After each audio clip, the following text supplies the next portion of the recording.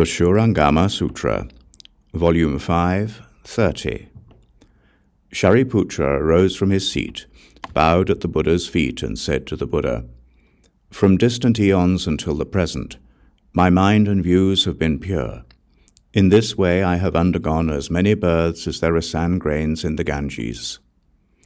At one glance I am able to understand all the various transformations and changes of both what is worldly and what is world-transcending without any obstruction. Once I met the Kashyapa brothers on the road and walked along with them. They spoke about causes and conditions, and I awaked to the boundlessness of my mind. I followed the Buddha and left the home life. My seeing awareness became bright and perfect. I obtained great fearlessness and became an arhat. As one of the Buddha's elder disciples, I am born from the Buddha's mouth, transformationally born from the Dharma." The Buddha asks about perfect penetration. As I have been certified to it, for the mind and the seeing to emit light and for the light to radiate throughout both knowing and seeing, is the foremost means. Samantabhadra, universal worthy bodhisattva, arose from his seat, bowed at the Buddha's feet, and said to the Buddha, "I have been a Dharma prince with as many Tathagatas as there are sand grains in the Ganges. The Tathagatas of the 10 directions tell their disciples who have the roots of a bodhisattva to cultivate the universal worthy conduct, which is named after me. Bhagavan, I use my mind to listen and distinguish the knowledge and views of beings.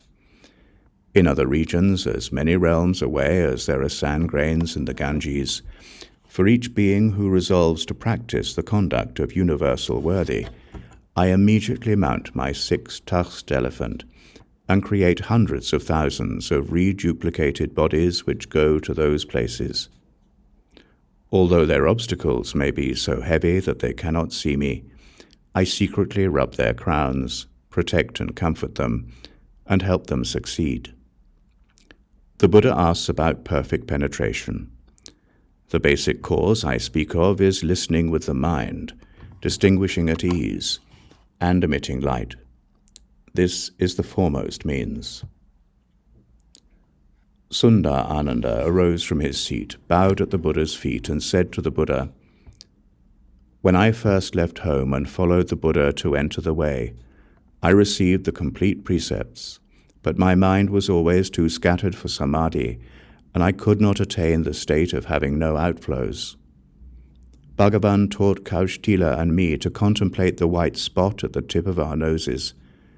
From the first I contemplated intently.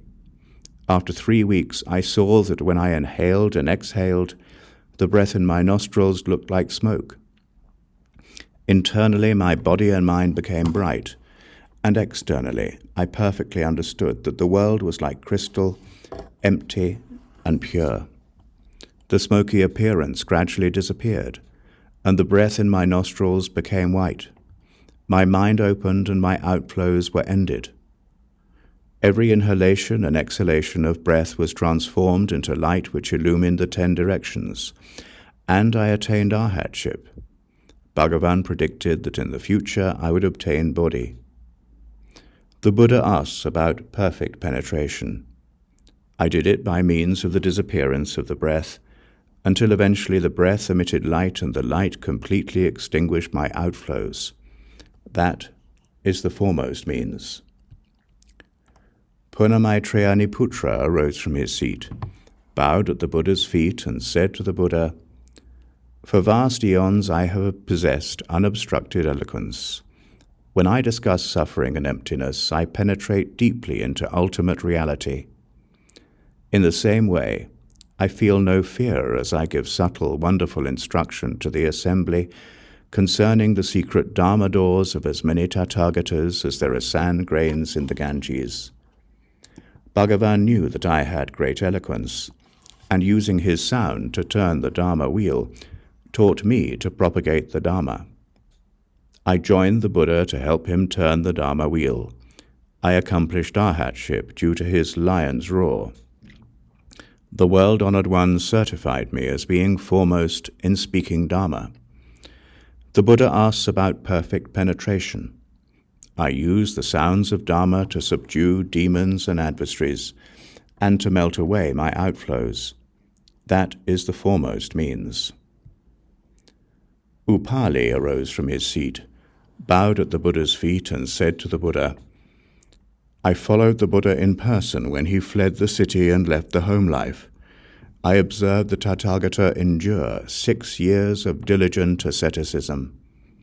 I watched the Tathagata subdue all the demons and adherents of external paths and become liberated from all outflows based on worldly desire and greed. I based myself on the Buddha's teaching of precepts, encompassing the 3,000 majestic deportments and the 80,000 subtle aspects, until both my karma of the nature and karma of restraint became pure. My body and mind became tranquil, and I accomplished arhatship. In the Tathagata's assembly, I record the rules governing discipline. The Buddha himself certified my mind's upholding of the precepts and my genuine cultivation of them. I am considered a leader of the assembly. The Buddha asks about perfect penetration. I disciplined the body until it attained ease and comfort. Then I disciplined the mind until it attained penetrating clarity. After that, both body and mind experience keen and thorough absorption. That is the foremost means.